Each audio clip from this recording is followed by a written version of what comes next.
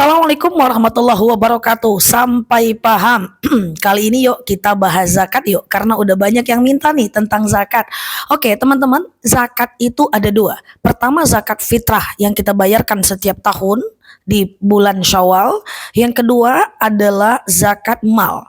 Zakat mal ini adalah zakat harta. Zakat hanya dua itu saja.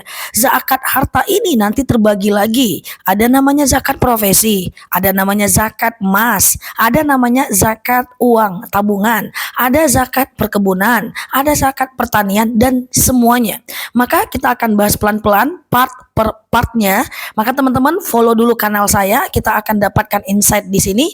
Yang belum follow VT aku, dan akhirnya nanti teman-teman bisa memperoleh manfaat dari apa yang aku sampaikan dan tentu bisa menjawab keraguan kita.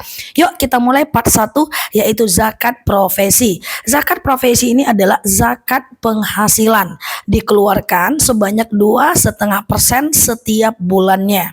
Penghasilan ya, bukan gaji. Misalnya nih kita dapat dari gaji 5 juta, dapat dari bisnis online 5 juta, udah 10 juta tuh.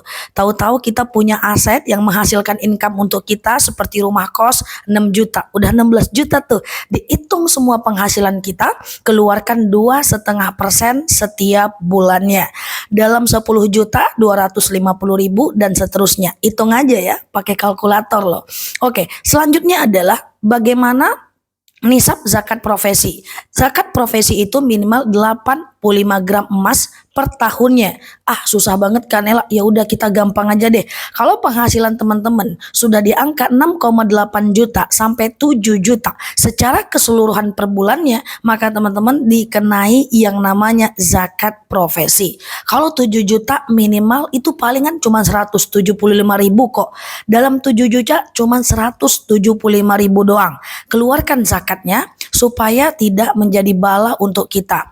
Ini adalah problem ya, problem misalnya ada orang yang banyak sedekahnya. Sedekahnya banyak, infaknya banyak, sering traktir orang, sering bantu orang.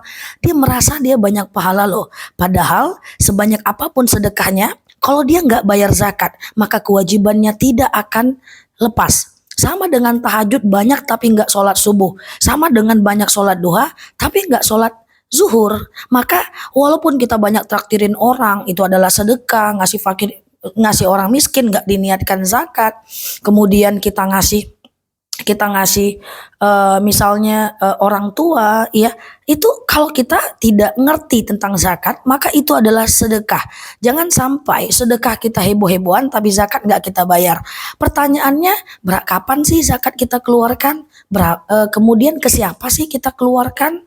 Terus siapa aja sih yang berhak menerimanya? Makanya ikuti kanal saya ini, kita akan bahas di part per part selanjutnya supaya kita dapatkan insight. Yang penting itu dulu, keluarkan dulu zakat profesinya minimal 7 juta dalam 1 bulan. Apakah dikeluarkan setiap bulan, setiap 2 bulan, setiap tahun? Sama, kan nominalnya sama. Tapi aku saranin keluarkan tiap bulan. Ada beberapa alasan. Pertama, kita nggak tahu kapan umur. Yang kedua, kalau kita banyakkan zakat kita per tahun, maka nanti dia akan numpuk dan terasa berat. Kemudian yang ketiga, kita membiasakan diri memberi setiap bulannya.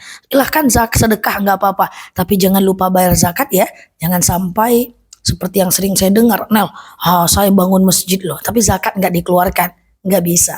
Oke, nah follow kanal saya ini, nanti kita lanjut ke pertanyaan teman-teman.